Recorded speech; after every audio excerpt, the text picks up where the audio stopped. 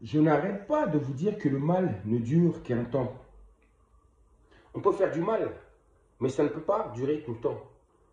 Et surtout, à force de faire la misère à quelqu'un, c'est un jeu très dangereux.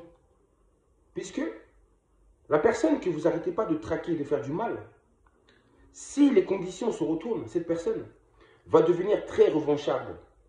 Et elle peut être très très dangereuse pour vous. Regardez ce qui se passe actuellement. Vous l'avez vu. Depuis que la guerre a commencé entre la Russie, l'Ukraine ainsi que les Européens. Et aussi, regardez, depuis les élections que Donald Trump avait perdues ou Biden avait vaincu, n'oubliez pas que déjà Donald Trump a eu l'impression qu'on lui avait volé son pouvoir, sa place, que les élections étaient truquées. Il a eu un sentiment d'injustice. Voilà ce qu'il a ressenti. Ça veut dire qu'il avait la haine. Il était en colère, il avait la rage. Et il a dû attendre 4 ans pour pouvoir se représenter de nouveau. Et pendant ces 4 ans-là, que s'est-il passé? Il a été complètement oppressé, agressé, humilié. On en a voulu en sa personne. Il y a une chasse aux sorcières qui a été lancée contre lui. Il a subi énormément ces 4 dernières années. Mais il a tenu bon. On a essayé de l'accuser.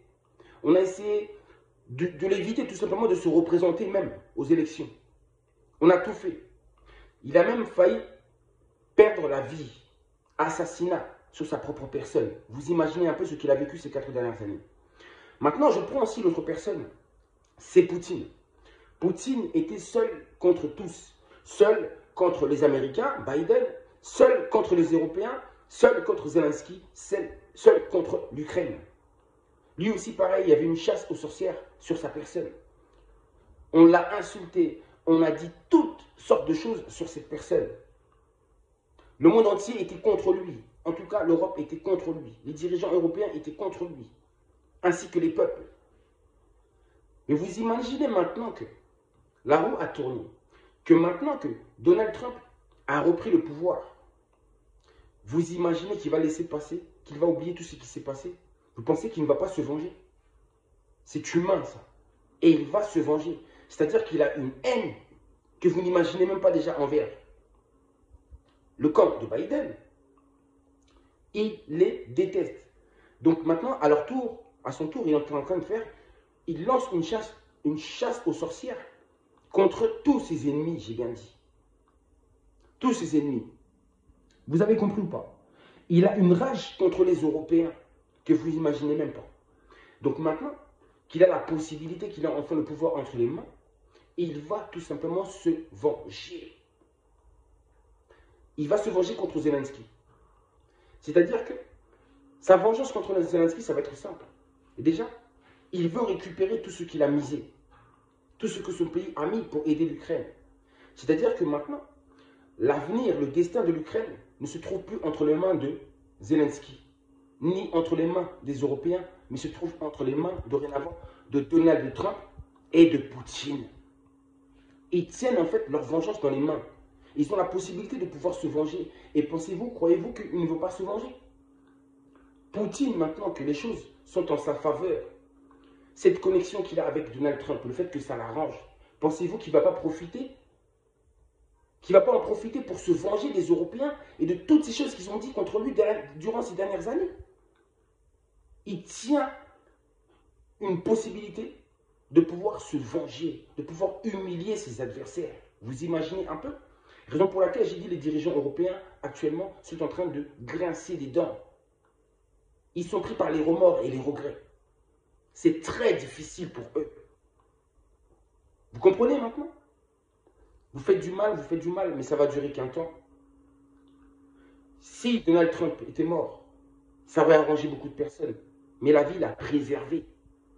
Le créateur de toutes choses, le tout dans le tout l'a protégé, a fait de sorte qu'il puisse s'en sortir. Et maintenant, qu'il puisse se venger. Et donc là, il va se venger des Européens. Ça va être sans pitié. Poutine fera la même. Donald Trump avait demandé de l'aide à Zelensky à l'époque, où il marchait avec Biden. Il a refusé d'aider Donald Trump. Maintenant, Donald Trump est en train de se venger là-dessus. Ce sont d'abord des humains. C'est une affaire humaine entre hommes qui sont en train de régler. Et le monde subit les effets de leur confrontation humaine. Voilà ce qui se passe actuellement. C'est une histoire de vengeance. Et les Européens le savent. Les dirigeants européens le savent très bien. Raison pour laquelle ils savent qu'ils doivent reconnaître leur défaite, chose qu'ils ont voulu refuser, mais ils sont obligés d'accepter qu'ils sont perdus, qu'ils doivent se mettre à genoux, que les Américains sont beaucoup plus puissants qu'eux.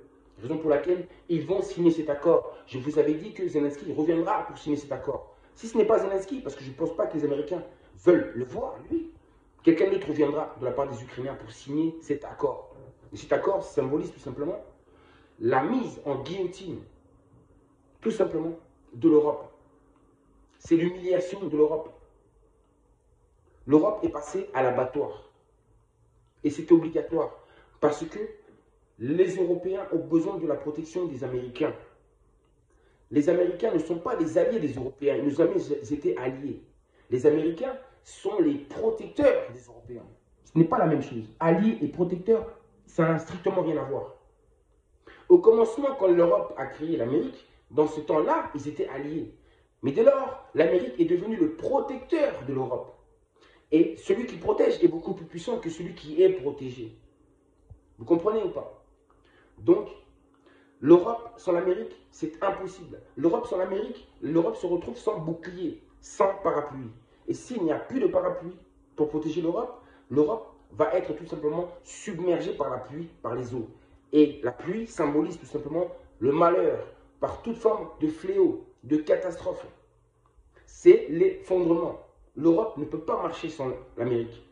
Mais avec la haine qu'a Donald Trump pour les Européens, dorénavant, même si les Européens, eux, veulent toujours être protégés, continuer de marcher avec les Américains, ce n'est plus le cas.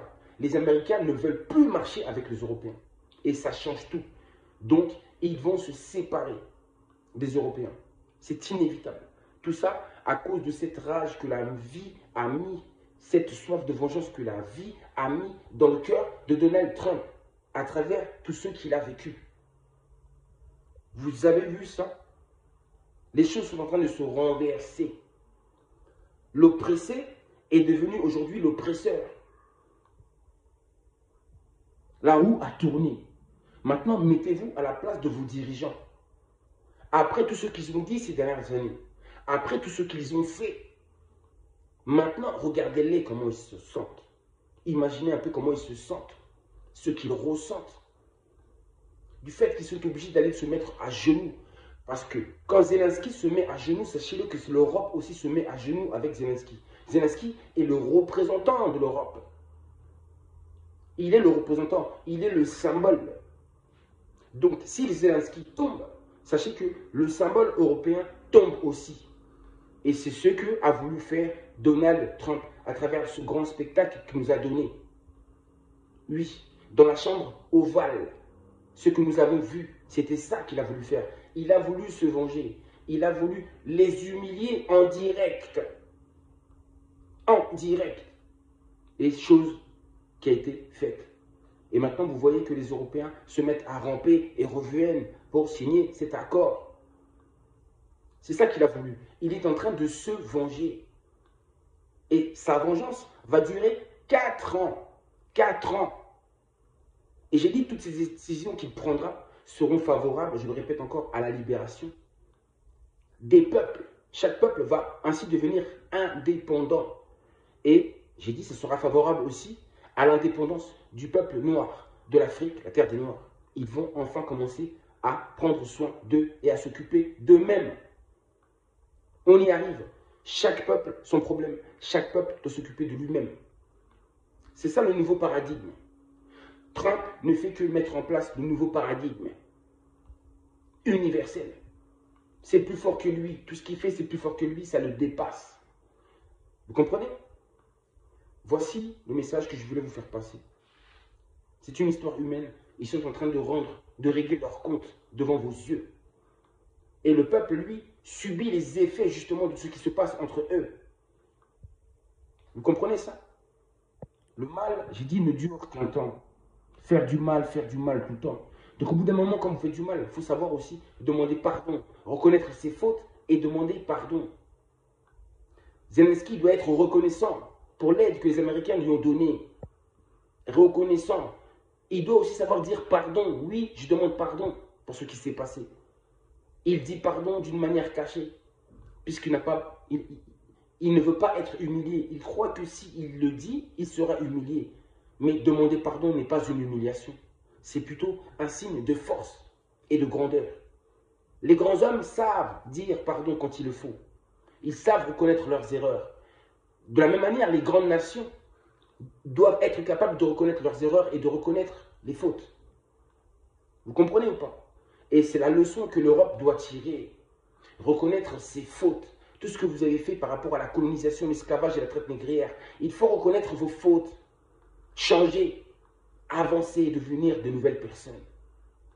C'est la leçon que la vie veut vous donner à travers Donald Trump ainsi que Poutine. Vous avez compris ou pas? Tous ces événements-là doivent vous servir de leçon pour grandir enfin. Pour qu'enfin l'humanité soit délivrée. Je n'en dis pas plus. À très bientôt. Si la vie le permet.